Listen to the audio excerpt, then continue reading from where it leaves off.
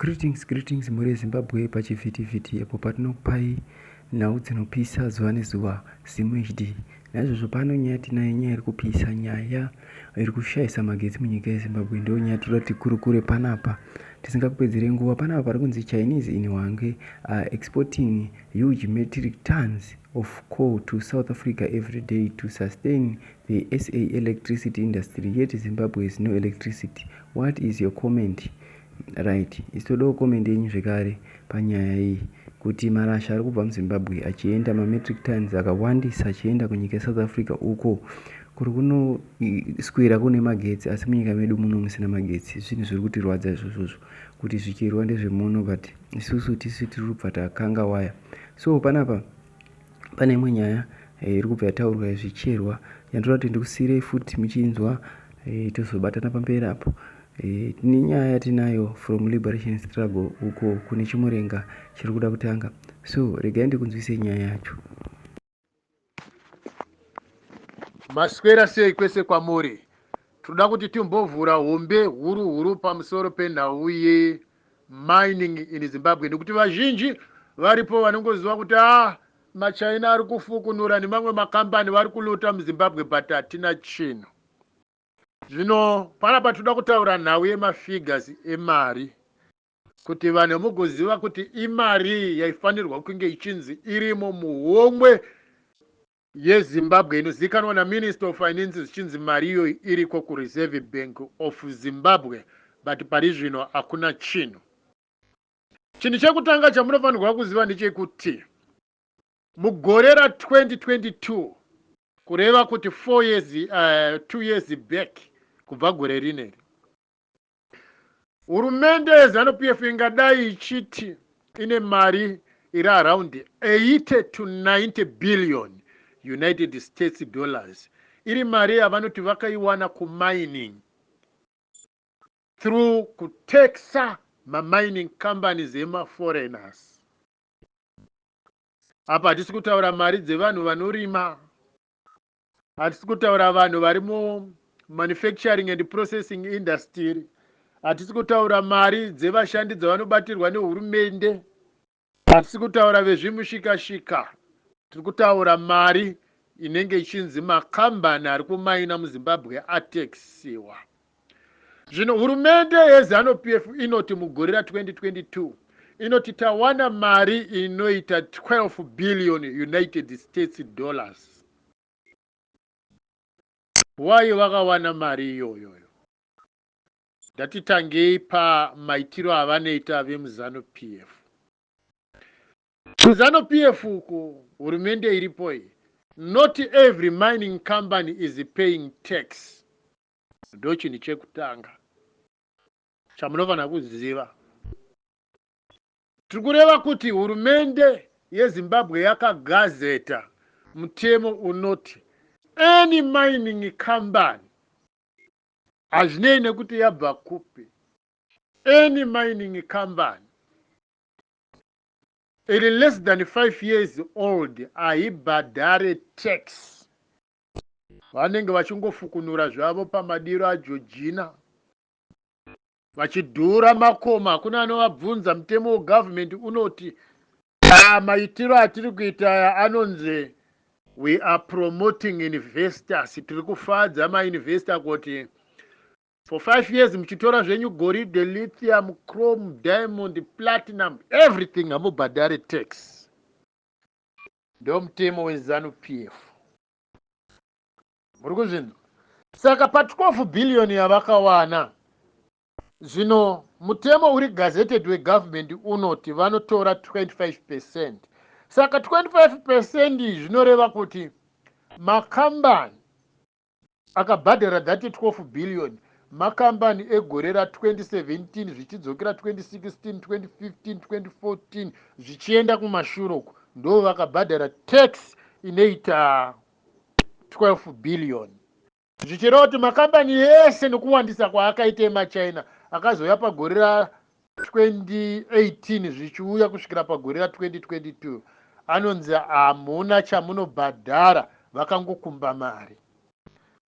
Tiri kutaura kuti pamutemo wegovernment wekuti vacho ivavo vane makambani ekubva mugore ra2017 zvichienda kumashure vakabhadhara 25% tax inova 12 billion.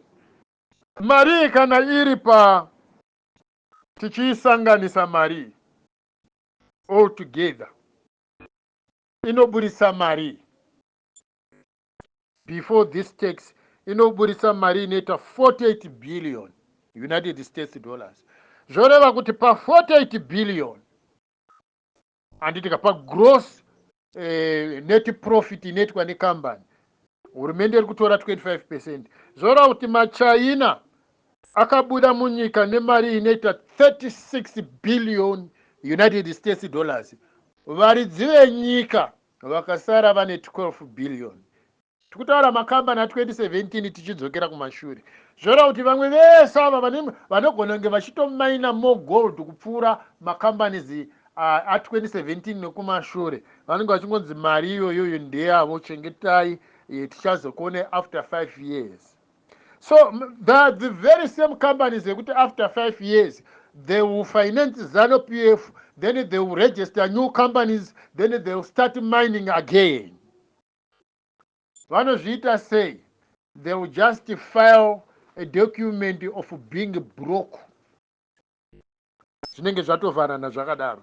Toda kuti maZimbabweni munyatsonzwisisa zvinhu zviri kuitika muZimbabwe.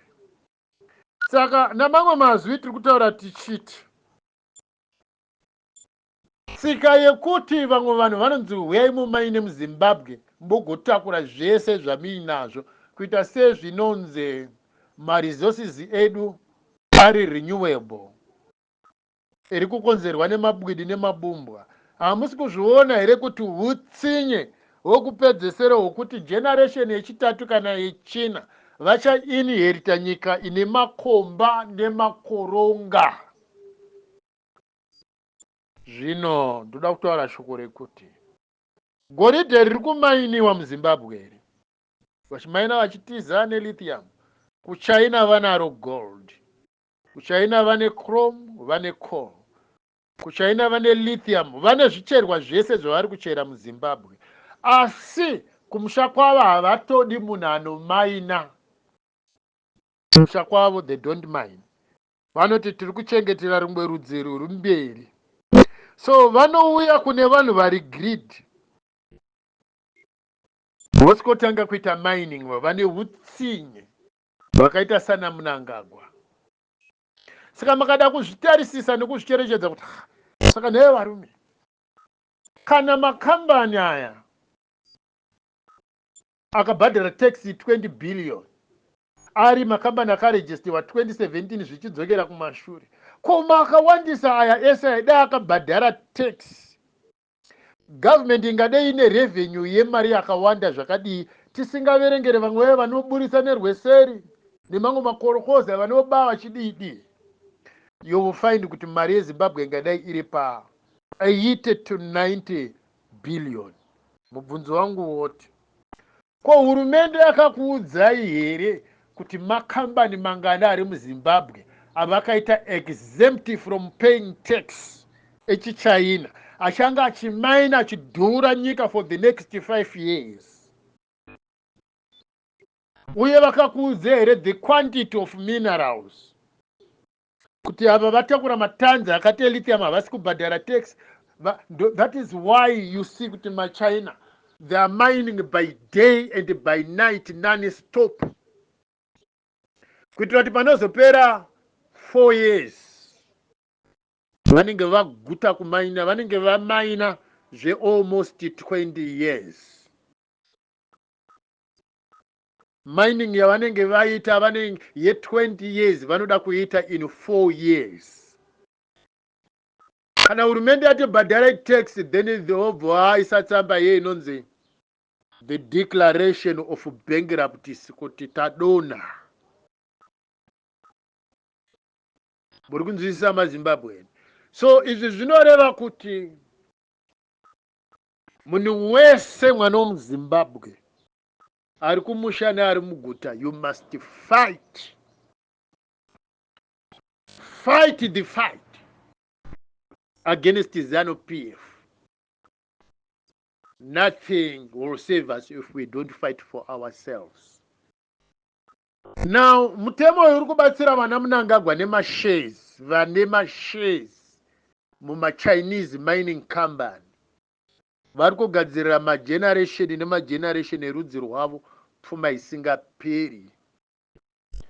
Ndosaka makambonzwa mwana waMugabe chijunior ichi chokurova mupurisa chichiti kunyangwe ndakanzi ndabroka, I will be still richer than Strive Masiwa weEconet.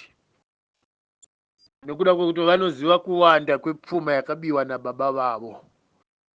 So guys, Inzwai kana weri panapa.